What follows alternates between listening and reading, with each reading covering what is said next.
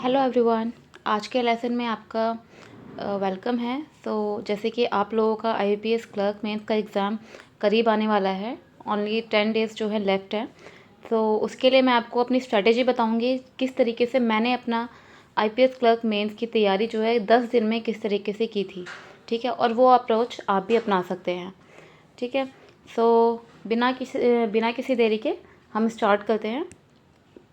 तो सबसे पहले हमारे पास आता है जीए सेक्शन। ठीक है, अब जीए सेक्शन जो है सबसे ज़्यादा स्कोर गेनिंग होता है। ठीक है, यानी कि आप अच्छे से अच्छे मार्क्स जो है इसमें गेन कर सकते हैं। अगर जिस बच्चे का जीए सेक्शन अच्छे से प्रिपेयर है, ठीक है, ईज़िली वो जो है मतलब 25+ तो लेके आ सकता है। अब जिन बच्चों ने अभी तक जीए सेक्शन की प्रिपरेशन भी स्टार्ट नहीं की है, अगर उनको मैं बताऊं कि 10 दिन में भी हो सकता है वो, तो ये कितनी अच्छी चीज़ है। बिकॉज मैं अपना खुद का एक्सपीरियंस बता रही हूँ। मैंने भी एसबीआई क्लर्क का जब एग्ज़ाम दिया था और आईपीएस क्लर्क का एग्ज़ाम दिया था, तो मेरे पास केवल 10 दिन थे।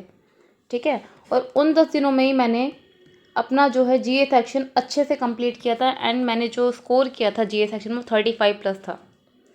तो ये थोड़ी अजीब सी बात लगेगी कि आप लोगों के लिए कि कैसे कर लिया इतने दिनों में, और वो भी इतने अच्छे मार्क्स। ये पॉसिबल है अगर आप राइट स्ट्रेटेजी अपनाते हैं तो। ठीक है, right strategy with right plan. आपको जो है एक टाइम टेबल सेट करना होगा अपने लिए कि किस तरीके से आपको जो है प्रिपरेशन स्टार्ट करनी है जीए की। जैसे अगर आप लोगों ने प्रिपरेशन अभी स्टार्ट नहीं की है, तो आपको क्या करना है, आज से ही अपना स्टार्ट कर देना है। ठीक है, मैंने जो है 4 मंथ्स जो हैं अच्छे से किया था प्रिपेयर। ठीक है, और जो लास्ट के जो 5 और 6 मंथ था, मतलब लास्ट वाला, ठीक है, उनको मैंने हल्का हल्का किया था। लाइक इतना ज़्यादा मैंने मतलब एक ओवरव्यू लिया था बस कि हाँ भाई इतना होना चाहिए, जो मेन मेन पॉइंट्स थे। ठीक है, अब बात आती है हमारी कि ये अब करना कैसे है। ठीक है, तो अब मैं आपको बताती हूँ कि आपको स्टार्ट कैसे करना है। सबसे पहले तो आप लोगों को क्या करना है, अफेयर्स क्लाउड की पीडीएफ लेनी है। ठीक है, अफेयर्स क्लाउड की पीडीएफ लीजिए और उसमें से नोट्स बनाना स्टार्ट कर दीजिए। अब आप लोगों को लगेगा कि टाइमिंग तो हमारे पास इतना है नहीं कि हम नोट्स बनाएं। देखिए, अगर आपको एक क्लियर करना है इन 10 दिनों में, ठीक है, अब वो तो कुछ फ़ायदा नहीं है ना कि आप ये सोच के बैठ जाओ अभी 10 दिन बचे हैं, क्या हो पाएगा, कुछ नहीं हो पाएगा। उससे बेटर है आप अच्छे से मेहनत करो। ठीक है, तो आपको क्या करना है, नोट्स बनाने हैं। अगर आप नोट्स में कंफर्टेबल नहीं हो, आपको लग रहा है कि हमारे पास ज़्यादा टाइम नहीं है, तो आप टैब में या फिर किसी टैबलेट का अगर यूज़ करते हो, या फिर लैपटॉप में पेन से जो मार्कर होता है ना, उससे आप मार्क करके अपने नोट्स बना सकते हो जो इम्पोर्टेंट पॉइंट्स हैं। ठीक है, मैं तो अपने हैंड रिटन नोट्स बनाती थी, मुझे काफ़ी ठीक लगता था वो, क्योंकि जब हम लिखते हैं ना तो चीज़ें याद हो जाती हैं। ठीक है, वो एक मतलब वो चीज़ दिमाग में रह जाती है कि हाँ हमने ये चीज़ लिखी थी, तो हमें कहीं ना कहीं याद है। ठीक है, तो ये ईजी हो जाता है। तो पहला जो मैं अपनी स्ट्रैटेजी बताती हूँ, मैंने जीए जो है इतने दिनों में कैसे प्रिपेयर किया था। सबसे पहले तो मैंने नोट्स बनाना स्टार्ट किया। ठीक है, मॉर्निंग में मैं सुबह 4 बजे उठती थी, क्योंकि अर्ली मॉर्निंग आप जितना उठोगे ना और जनरल अवेयरनेस वाला पोर्शन करोगे, तो वो आपके दिमाग से निकल नहीं सकता। इस चीज़ की मैं गारंटी दे रही हूँ आपको। इतना दिन में नहीं लगता जितना आप अगर मॉर्निंग में सुबह उठ के जीए का पोर्शन अगर स्टार्ट कर रहे हो, तो बहुत ज़्यादा अच्छा रहेगा और काफ़ी टाइम तक आपके दिमाग में वो चीज़ रहेगी। ठीक है, ये मैं प्रैक्टिकली चीज़ बता रही हूँ जो मेरे साथ हुआ है और जिस तरीके से मैंने तैयारी की थी। ठीक है, तो मैं क्या करती थी, 4 या 5 बजे मैं उठती थी। ठीक है, नोट्स बनाती थी, जो जो मुझे इम्पोर्टेंट लगता था मैं उसको लिखती थी। ठीक है, अब मैं 2-2 ढाई घंटे नोट्स बनाती थी। ठीक है, उसके बाद अपना थोड़ा रेस्ट कर लिया मैंने, आधा 1 घंटा रेस्ट कर लिया। ठीक है, खाना वाना जो भी कुछ भी लगा लो आप ब्रेक टाइम। ठीक है, उसके बाद मैं क्या करती थी, 2-2.5 घंटे में मेरे जितने नोट्स बने ना, ठीक है, फिर मैं आगे स्टार्ट करती थी नोट्स बनाना। तो मैं क्या करती थी, एक दिन में, ठीक है, एक दिन में अपने जो है एक पीडीएफ कंप्लीट कर लेती थी मैं। ठीक है, एक पीडीएफ क्या कर लेती थी, कंप्लीट। मतलब अब वो एक पीडीएफ कंप्लीट करने के लिए भी आपको क्या करना पड़ेगा, टाइम देना पड़ेगा। अब तो वो आप लोगों के ऊपर, अगर आप टाइम देंगे तो ईज़िली निकल जाएगा, टाइम नहीं देंगे तो वहाँ पे आपका नुकसान है। तो मुझे पता था मुझे एग्ज़ाम निकालना है, किसी भी तरीके से निकालना है, तो मैंने अपना ऑलमोस्ट पूरा टाइम दिया जितना पॉसिबल था, अपनी हेल्थ को भी साइड में रखते हुए। तो आपको भी वही करना है अगर आपको एग्ज़ाम निकालना है तो। तो आपको जो है मैंने नोट्स बनाए, ठीक है, एक दिन में। अब रात का टाइम बचता था जो मेरे पास, उन नोट्स को मैं क्या करती थी, रीड कर लेती थी पूरा, ठीक है, यानी कि एक तरीके से रिवीजन लगा लीजिए। उन सारे नोट्स को मैं पढ़ती थी, ठीक है। अब हो गई आपकी रात, मैं फिर सो जाती थी, फिर सुबह फिर दोबारा उठना होता था, ठीक है। दोबारा फिर नेक्स्ट पीडीएफ की, सॉरी नेक्स्ट मंथ की जो है मैं नोट्स बनाती थी। तो उसका भी सेम होता था, लेकिन बीच में मैं क्या करती थी, नेक्स्ट डे से जो मैंने प्रीवियस पढ़ा है ना, तो उसकी रिवीजन करती थी मैं ज़रूर, ठीक है। मैंने ये अपने अपने आप को जो है एक ये मतलब टाइम दे रखा था कि नोट्स तो बनाने ही है मुझे एक दिन में नोट्स तो बनाने ही हैं, साथ में जो प्रीवियस डे है उसका मुझे रिवीजन भी करना है, ठीक है। उसका मुझे क्या करना है, रिवीजन, क्योंकि अगर रिवीजन नहीं होगी तो आपके दिमाग से वो चीज़ निकल जाएगी, कुछ फ़ायदा नहीं है फिर वो नोट्स बनाने का या पढ़ने का, ठीक है। क्योंकि जीए पोर्शन में जो मेन चीज़ आपका जो होती है वो होती है रिवीजन। जितना आप रिवीजन करोगे उतना आपके माइंड में रहेगी वो चीज़, ठीक है। तो ये चीज़ हो गई। अब जब मेरे नोट्स सारे मंथ्स के कंप्लीट हो जाते थे, उसके बाद मैं करती क्या थी, फिर मैं वीडियो लेसन स्टार्ट करती थी, ठीक है। आपका एक तो स्टडी आईक्यू हो गया, या फिर यूट्यूब पर काफ़ी जो है बेस्ट 100 टाइप के क्वेश्चंस आते हैं, तो मैं वो देखती थी। और इसको मैं मतलब जब भी मेरे को टाइम मिलता था, लेटी हुई हूँ मैं, ठीक है, रात को सोने वाली हूँ, या फिर कैसे भी, मतलब मैं लेट के उठ के अपने कानों में ईयरफोन लगाए और वीडियो स्टार्ट कर दी मैंने। तो मैं इस तरीके से देखती थी इसको, जब भी मुझे टाइम लगता था, ठीक है। तो वीडियो के लिए मैं अलग से ही टाइम रखती थी, मतलब ऐसा नहीं कि मुझे निकालना ही है, मतलब जैसे मैं रेस्ट कर रही हूँ, बैठी हूँ, तो वीडियो अपनी चला ली, ठीक है। तो इस तरीके से मैं देखती थी, ये हो गया, ठीक है। अब एक तो हो गया मेरा नोट्स बनाना, नोट्स की रिवीजन, ठीक है, देन यूट्यूब की वीडियोस। फिर आता था थर्ड जो मेरा स्टेज था, वो ये था कि मैं अड्डा 24/7 की पीडीएफ निकालती थी, डाउनलोड करती थी। देन मंथ वाइज मंथ एक बार मुझे ओवरव्यू उसको करना होता था कि इसमें मुझे कुछ अलग पॉइंट तो नहीं दिख रहा, ठीक है। अगर मुझे कुछ अलग न्यूज़ या पॉइंट मुझे दिखता था तो वो भी मैं अपने नोट्स में ऐड करती थी। ऐसा नहीं कि मैं उसको पीडीएफ को दोबारा पढ़ना स्टार्ट कर दूँगी, नहीं। मेरे पास इतना टाइम ही नहीं था ना कि मैं उस पीडीएफ को दोबारा स्टार्ट करूँ पढ़ना, नहीं। तो जो भी मुझे कॉमन लगता था वो तो ठीक है, उस वाली पीडीएफ में भी है मेरे पास जो मैंने नोट्स बनाए हुए हैं। लेकिन जो मुझे अलग दिखता था वो मैं अपने नोट्स में लिख लेती थी, ठीक है। मैं तो आपको एक ही पीडीएफ की बता रही हूँ, लेकिन मैं 3 जो है रखती थी, अड्डा 24/7, एक फेस क्लाउड तो जो मेरा मेन था, उसके बाद मैं लेती थी स्टडी आईक्यू की पीडीएफ, ठीक है, जो मंथली वाली आती है ना, पेड होती है वो, मैं ये टेलीग्राम के चैनल से फ्री में डाउनलोड करती थी। मैंने कुछ भी ऐसा ख़रीदा नहीं है कि मुझे पैसे देना पड़े, ठीक है। तो सारी फ्री की चीज़ों से मैंने काम चलाया अपना। आप लोग भी टेलीग्राम चैनल काफ़ी हैं फ्री में पीडीएफ जो प्रोवाइड करते हैं, वहाँ से आप डाउनलोड कर सकते हो, ठीक है। तो मैं स्टडी आईक्यू और अड्डा 24/7 की जो पीडीएफ होती थी उनको मैं लास्ट में देखती थी। लाइक मेरे पास डेज बचे हैं, लाइक मेरे पास 3-4 दिन बचे हैं, तो मैं एक बार ओवरव्यू कर लेती थी, नोट्स में लिखती थी, ठीक है। और फिर मेरा काम क्या होता था उसके बाद, सिर्फ नोट्स से रिवीजन और वीडियोस, कंटिन्यू वीडियोस देखना और नोट्स की रिवीजन करना। और नोट्स मैं कब रिवाइज करती थी, अर्ली मॉर्निंग। मेरा सबसे बड़ी मतलब सबसे पहली चीज़ होती थी सुबह उठ के रिवीजन करना, क्योंकि सुबह के लिए सुबह के टाइम रिवीजन करना बहुत बेस्ट रहता है, आपको याद भी रहता है। मैं आपको पहले ही बता चुकी हूँ ये चीज़।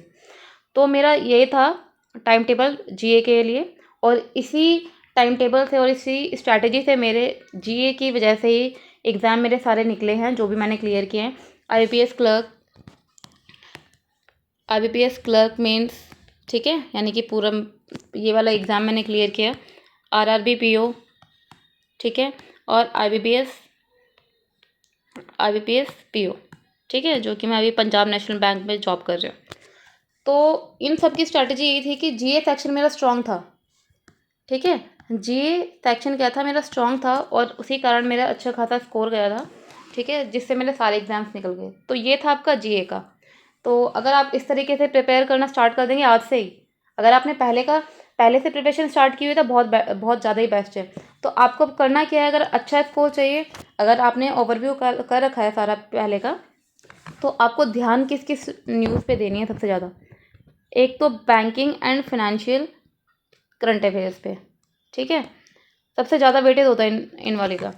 और इसमें banking and financial current affair में सबसे ज़्यादा मेन आपको क्या देखने हैं, एक तो जो बैंक्स ने क्या क्या नई नई पॉलिसीज़ या फिर ऐप वगैरह निकालते हैं ना बैंक्स वगैरह, ठीक है, ये क्या क्या है।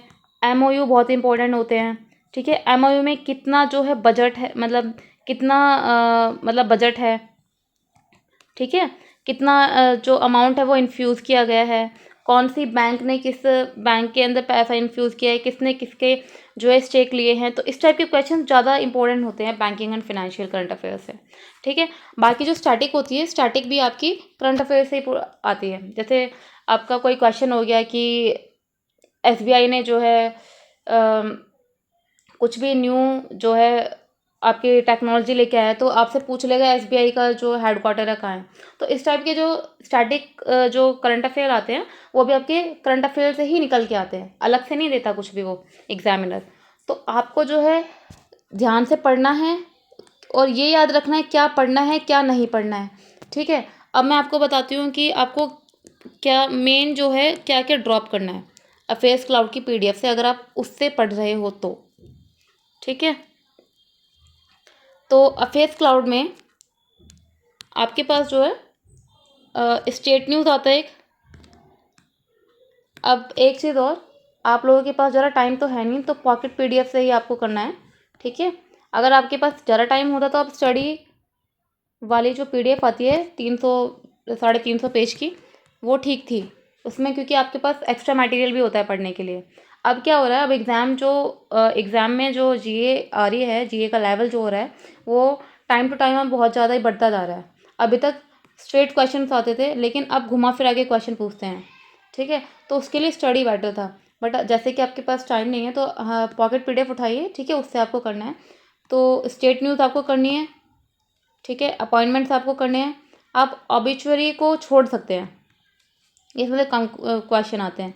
एक आपका जो डेट एंड थीम टाइप का होता है, ये भी आप ड्रॉप कर सकते हैं, इसमें से भी बहुत पिछले साल शायद एक क्वेश्चन भी नहीं आया था, ठीक है। तो इस टाइप के क्वेश्चन आप छोड़ सकते हैं। एक इन्वायरमेंट वाला ऑप्शन टॉपिक होता है अफेयर्स क्लाउड की पीडीएफ में, वो आप ड्रॉप कर दीजिए, ठीक है। और स्पोर्ट्स आपका आता है, स्पोर्ट्स में भी आपको ध्यान रखना है, रनर अप भी याद करना है आपको। रनर अप कौन है, विनर तो याद करना ही है, साथ में रनर अप भी। और दूसरा, जो भी खेल के बारे में बात कर रहे हैं वो कहाँ पे जो है इनॉग्रेट हुआ था, ठीक है, ये भी याद रखना है। तो इस टाइप की जो है काफ़ी क्वेश्चंस हैं। और जैसे अवार्ड्स वगैरह के क्वेश्चंस होते हैं, तो अवार्ड्स में विनर भी याद करना है, ठीक है। और जो अवार्ड मतलब जो भी अवार्ड का नाम है वो किसके नाम पर रखा गया या फिर कौन सी कंट्री से बिलोंग करता है, तो इस टाइप के क्वेश्चन आपको जो है ये ध्यान रखने हैं। तो ये रहा आपका जीए का पोर्शन। अगर आप इस तरीके से आपको अच्छे से पढ़ लेंगे तो आपका इजीली जो है जीए का पोर्शन में 30+ इजीली आप स्कोर कर सकते हो, ठीक है। लेकिन आपको यही स्ट्रैटेजी अपनानी होगी और ऐसे ही आपको पढ़ना होगा, और उसके लिए आपको चाहिए कंसिस्टेंसी और टाइम टेबल एक प्रॉपर, ठीक है। तो ये था आपका जीए पोर्शन। अब नेक्स्ट हम देखते हैं इंग्लिश का। अब देखिए, अब इंग्लिश जैसे कि आप लोगों ने प्री का एग्ज़ाम तो दिया ही है, ठीक है, प्री आप निकाल चुके हो, तभी आप मेंस के एग्ज़ाम में बैठ रहे हो।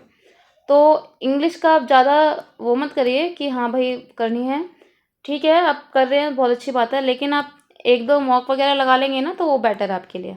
मॉक टेस्ट लगा लीजिए, इवन तो मैंने कभी मॉक टेस्ट लगाया नहीं है, बट आप लोगों को मैं सजेस्ट करूँगी कि आप लगाइए, क्योंकि एक प्रैक्टिस आपकी बन जाती है और आपको थोड़ा ये भी रहता है कि हाँ एग्ज़ाम लेवल इस तरीके का आता है। ऑल्दो क्या होता है कि आपका जो एग्ज़ाम्स और मॉक टेस्ट में जो मार्क्स होते हैं काफ़ी डिफरेंशिएशन होता है दोनों में। आप नहीं लगा सकते कि जो आपका मॉक में मार्क्स आ रहा है वो आपका सेम वैसा ही आएगा, नहीं। एग्ज़ाम लेवल में आपका प्लस होके ही आते हैं, +10 +15। तो मॉक वगैरह लगाते हुए आपको डरना नहीं है बिल्कुल भी, ठीक है। जैसे भी आपको अच्छे से देना है, ऐसा सोचना अपने आप को कि आप एग्ज़ाम हॉल में बैठे हुए हैं, ठीक है। तो इंग्लिश का जो है आप मॉक से तैयारी कर लीजिए, ज़्यादा आप अलग से मत करिए, मैं आपको यही सजेस्ट करूँगी, क्योंकि आपके पास ज़्यादा टाइम नहीं है।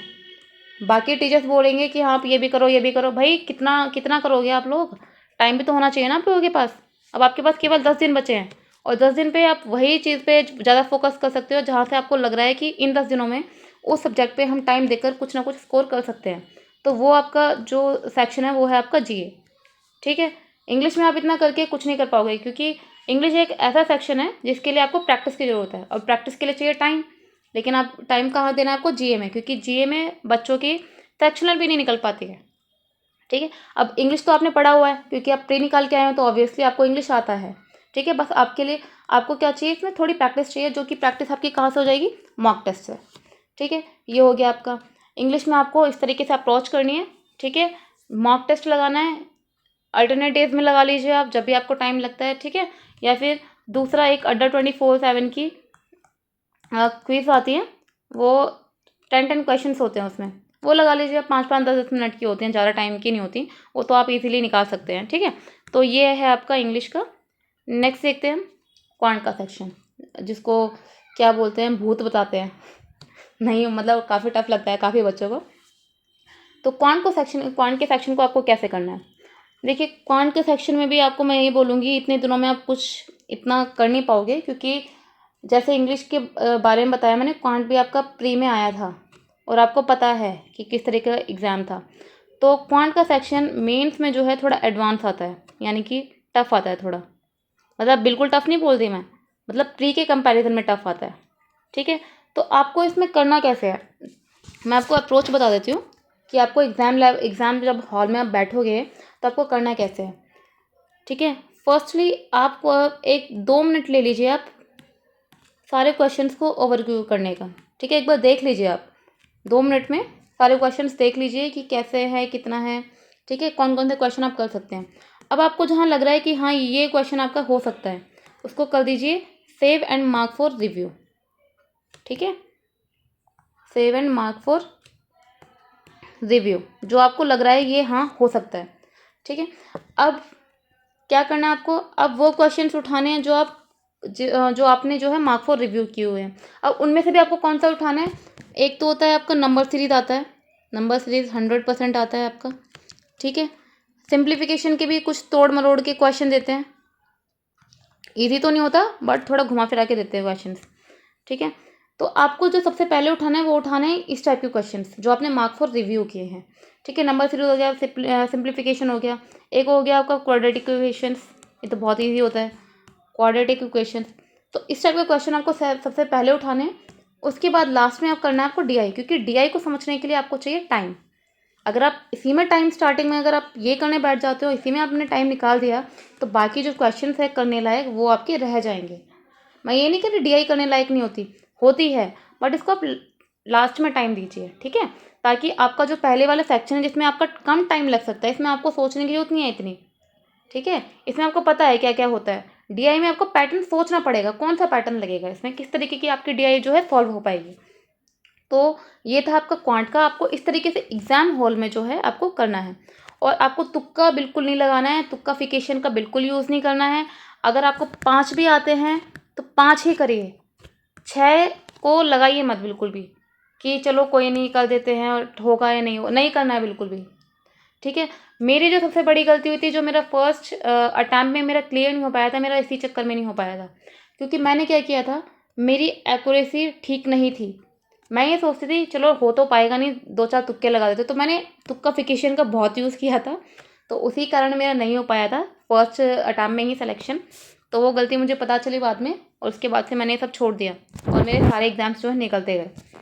तो आपको तुक्काफिकेशन वाला काम नहीं करना है। अगर आपको 5 क्वेश्चंस भी आते हैं तो 5 करिए, 100% श्योरिटी से करिए, लेकिन 10 आ रहे हैं 10 करिए, ठीक है। ज़्यादा इधर उधर भागने की ज़रूरत नहीं है कि हाँ भाई मैंने इतने कम किए हैं तो सामने वाले ने ज़्यादा किए होंगे, नहीं। एग्ज़ाम अगर टफ़ आपके लिए है तो सबके लिए टफ़ है, ठीक है। ईज़ी सबके आपके लिए है तो ईज़ी सबके लिए है। तो आपको ये चीज़ बिल्कुल भी सोचनी नहीं है कि मतलब मैंने जो है कम किए हैं, नहीं। आपको जितना आता था आपने किया है, अपना आपने 100% दिया है। बिल्कुल भी अपने आप को डाउन फील नहीं करना है इस चीज़ में, जितना आता है आपको उतना करना है, और 100% श्योरिटी से करना है। देखिए, इंग्लिश में 100% श्योरिटी कभी नहीं चलती है, क्वांट में चलती है, लेकिन क्वांट में आपका अगर आंसर आ गया तो यानी कि आपका ठीक है, ठीक है। तो ये था आपका क्वांट का। अब रही इसकी प्रैक्टिस की बात, एग्जाम तक कैसे करनी है, तो इसकी प्रैक्टिस आपको जो है मॉक के थ्रू करनी है। मॉक लगाना है आपको, साथ में अड्डा 24/7, ठीक है, इसकी क्विज लगानी है आपको। और इतना हो जाएगा क्योंकि क्वांट आपने पहले भी किया हुआ है, तो आपको कॉन्सेप्ट वगैरह तो क्लियर होगा इजीली, क्योंकि आपने प्रीलिम्स ऑलरेडी निकाल चुके हो आप लोग। ठीक है, तो कॉन्सेप्ट आपका क्लियर होगा। बस आपको क्वेश्चन देखने हैं। आप डीआई, मेनली डीआई पे फोकस करिए अभी, 1-2 डीआई उठा लीजिए डेली, तो बहुत है इसके इतना, अभी के लिए इतना है क्योंकि आपके पास इतना टाइम नहीं है। ठीक है, तो ये है आपका क्वांट का। अब नेक्स्ट देखते हैं हम रीजनिंग। रीजनिंग को अप्रोच कैसे करना आपको। तो जैसे कि मैंने आपको बताया कि इंग्लिश एंड मैथ का, ठीक है, इंग्लिश, मैथ एंड रीजनिंग आपके तीनों ही सब्जेक्ट प्री में आए थे, तीनों आप क्लियर कर चुके हैं। ठीक है, तो रीजनिंग का भी आपको क्या करना है, मॉक टेस्ट का यूज़ करना है। मॉक टेस्ट लगाइए आप, ठीक है, और साथ में क्विज, जैसे मैंने इंग्लिश और क्वांट के बारे में बोला, तो क्विज लगाइए रीजनिंग की भी। ठीक है, अब इसको अप्रोच करना कैसे है एग्ज़ाम हॉल में या मॉक टेस्ट अगर आप लगा रहे हैं। ठीक है, सबसे पहले तो एक बार सारे क्वेश्चन चेक कर लीजिए। ठीक है, सेम एज जैसे मैंने आपको क्वांट में बताया। उसके बाद आपको मार्क्स और रिव्यू कर देना है जो क्वेश्चन डुएबल हैं। ठीक है, डुएबल वाले क्वेश्चन आपको जो है मार्क्स और रिव्यू कर देने हैं। उसके बाद फिर आपको स्टार्ट करना है। अब इसमें स्टार्ट कैसे करना है, इसमें भी आपको मिसलेनियस से स्टार्ट करना है। ठीक है, मिसलेनियस से स्टार्ट करना है। लास्ट में उठानी है आपको पजल्स। कुछ बच्चे पजल्स पहले स्टार्ट करते हैं और उसमें गलती क्या हो जाती है आपकी, आप फंस जाते हैं। पजल्स आपकी अगर कहीं फंस गई, ठीक है, तो वो आपका टाइम पूरा जाएगा, उसमें बहुत प्रॉब्लम हो जाएगी। फिर आपके पास ये भी टाइम नहीं बचेगा कि आप मिसलेनियस वाला भी कर पाए। ठीक है, तो मिसलेनियस में आपको कौन कौन से क्वेश्चन होते हैं आपके, डायरेक्शन हो गया, डायरेक्शन सेंस हो गया। ठीक है, एक हो गया आपका रिलेशन, सॉरी, ब्लड रिलेशन हो गया, और इसमें रैंकिंग वाले क्वेश्चंस आते हैं मेंस में। एक आपका आता है इसमें इनइक्वालिटी, थोड़ी टफ वाली आती है वो। सिलॉक्स आते हैं, रिवर्स वाले भी आते हैं आपके, मेंस में थोड़ा टफ होता है, तो रिवर्स सिलॉक्स आते हैं आपके। ठीक है, और डाटा सफिशिएंसी आता है आपको, तो डाटा सफिशिएंसी भी आपको पहले उठाना है। ठीक है, डाटा सफिशिएंसी एक ऐसा टॉपिक है, अगर आपको पता है बेसिक, तो आप देख के ही ना पता लगा सकते हैं। अब नेक्स्ट ये हो गया। अब आपकी आती है एक लॉजिकल रीजनिंग। तो लॉजिकल रीजनिंग को भी आपको उस पर ज़्यादा ध्यान देना है, क्योंकि बच्चे क्या करते हैं, उसमें तुक्के लगा देते हैं। ठीक है, तो पहले तो इसको लॉजिकल रीजनिंग वाले अगर आपको लेसन्स चाहिए तो मुझे कमेंट सेक्शन में बता देना है, मैं आपको ट्रिक्स वगैरह बता दूंगी लॉजिकल रीजनिंग को कैसे करना है आपको। ठीक है, तो ये जो है, ये है आपका रीजनिंग का पोर्शन। पजल्स आपको लास्ट में उठानी है। अगर कहीं भी आपको डाउट लग रहा है किसी भी सेक्शन में कि मुझे ये समझ में नहीं आया या ये चीज़ कैसे करनी है, तो आप लोग जो है कमेंट सेक्शन में मुझे बता देना, मैं आपको बता दूंगी, रिप्लाई करके बता दूंगी वहीं पर। ठीक है, तो ये थी आपकी ओवरऑल अप्रोच पूरे एग्ज़ाम के लिए। आपको किस तरीके के क्वेश्चंस जो अटेंड करने हैं, कौन कौन सी स्ट्रैटेजी आपको अपनानी चाहिए, और किस तरीके से आपको इतने जो दिन हैं, आपके जो 10 दिन बचे हैं, कैसे कैसे आपको जो है मेंटेन करनी है अपनी पढ़ाई को। तो ये था मेरा सारा की सारा ओवरव्यू, जो भी आपको जिस तरीके से प्रिपेयर आज से स्टार्ट कर देनी है। स्टार्ट तो आपकी पहले से ही होगी, मतलब इस तरीके से आपको करनी चाहिए, क्योंकि मेरे भी एग्ज़ाम इसी स्ट्रैटेजी से निकले हैं सारे। तो अब बात आती है how to deal with anxiety. देखिए, इस टाइम जो है बहुत रहती है, सबको रहती है, नर्वसनेस भी बहुत होती है, कैसे होगा, अंदर से डर भी रहता है, एग्ज़ाम कैसा जाएगा, कैसा लेवल आएगा, कैसा सिलेक्शन होगा या नहीं होगा। तो ये सब चीज़ें नॉर्मल है सबके, आपके ही नहीं, सबके अंदर ये चीज़ रहती है, मेरे अंदर भी बहुत थी।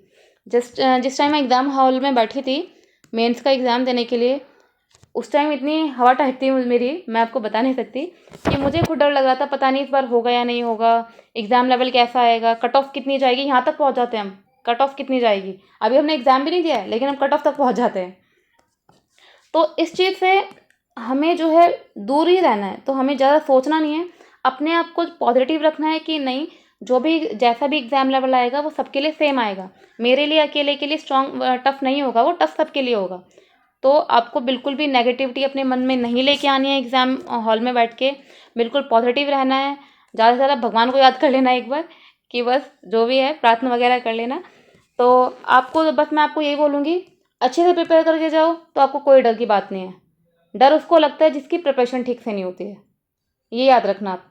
ठीक है, तो आपको डरना नहीं है, क्योंकि आपकी तैयारी जो है अच्छे से होनी है और आपको अच्छे से प्रिपेयर होके जाना है। एग्ज़ाम हॉल में बिल्कुल मस्त रहना और चॉकलेट खा के जाना ज़रूर, क्योंकि आपको 2 घंटे बैठना है तो थोड़ी एनर्जी भी चाहिए होगी ना, तो चॉकलेट खा के जाना और बिल्कुल मस्त बैठना, बिंदास बैठना, बिल्कुल कोई टेंशन नहीं लेनी है एग्ज़ामिनेशन हॉल में, बस देखना है कि हाँ भाई एग्ज़ाम स्टार्ट होने वाला, बिंदास करना। और तो बिल्कुल भी इस चीज़ में टेंशन नहीं लेनी है, नर्वसनेस नहीं बिल्कुल भी शो नहीं करनी है, क्योंकि नर्वसनेस में क्या होता है हम एग्ज़ाम भूल ही जाते हैं, हम अप्रोच ही भूल जाते हैं कि कैसे करना है क्वेश्चन, आते हुए भी हम भूल जाते हैं, हमारे हाथ रुकने लग जाते हैं, मेरे साथ हुआ है क्योंकि ये चीज़, ठीक है। तो आपको बिल्कुल कूल रहना है, बिल्कुल कूल काम, बिल्कुल भी सोचना नहीं है, बस देखना है क्वेश्चन आता है, ठीक है, करो अपना आराम से, कुछ भी मन में साइड में एक हमारा जो दिमाग होता है ना, 2 पोर्शन में होता है, तो साइड वाला दिमाग हमारा चल रहा होता है कि भाई कैसे होगा ये, क्यों कौन सी अप्रोच लगी, जबकि आपको आती ही है वो चीज़, आते हुए भी आप दिमाग कहीं और चलने लग जाता है आपको, तो आपको वो चीज़ नहीं करनी है, ठीक है। तो मेरा बस यही है आपके लिए कि आपको बिल्कुल भी टेंशन नहीं लेनी है, ऑब्वियसली टेंशन होगी बट नहीं लेनी है आपको टेंशन, बिल्कुल मस्त रहना है, एग्ज़ाम की प्रिपरेशन बिल्कुल अच्छे से करनी है। आपके जो ये 10 दिन हैं, 10 दिन आपकी लाइफ के बेस्ट दिन होने चाहिए, ताकि आप जब आओ एग्ज़ामिनेशन हॉल से तो आप एक अच्छे से खुशी से आओ कि हाँ भाई मेरा एग्ज़ाम आज अच्छा गया, ठीक है। तो आप ऑल द बेस्ट, मैं बस यही बोलूँगी। और जो भी है, आगे के जो भी एग्ज़ाम्स आ रहे हैं उनकी प्रिपरेशन करते रहिए, ठीक है। अब जिन जिन बच्चों का आरआरबी पीओ मेंस एग्ज़ाम निकल गया है, तो मैं अपना जो इंटरव्यू एक्सपीरियंस है आप लोगों को शेयर करूँगी, आज या कल में मैं आपको वीडियो जो है सेंड कर दूँगी, अपलोड कर दूँगी, सॉरी। तो जो भी मैंने 3-4 इंटरव्यू जो भी दिए हैं और किस किस टाइप के गए हैं, तो मैं आपको सारा जो है अपना प्रॉपर जिस तरीके से इंटरव्यू मेरा एक्सपीरियंस रहा है वो मैं आपको बता दूँगी। तो ये था आज के लिए। All the best for the mains exam and जो भी आपके एग्ज़ाम्स आने वाले हैं सभी के लिए ऑल द बेस्ट। बिल्कुल डरना नहीं है और एग्ज़ाम जो है मस्त तरीके से देना है। और आप लोगों को अगर कुछ भी डाउट या फिर कुछ भी कन्फ्यूज़न है किसी भी चीज़ में, किसी भी पोर्शन में या फिर आउट ऑफ सब्जेक्ट, तो आप मुझे कमेंट सेक्शन में बता सकते हैं, मैं उसका रिप्लाई आपको ज़रूर करूँगी। चलो आज के लिए थैंक यू और keep watching my videos. Okay.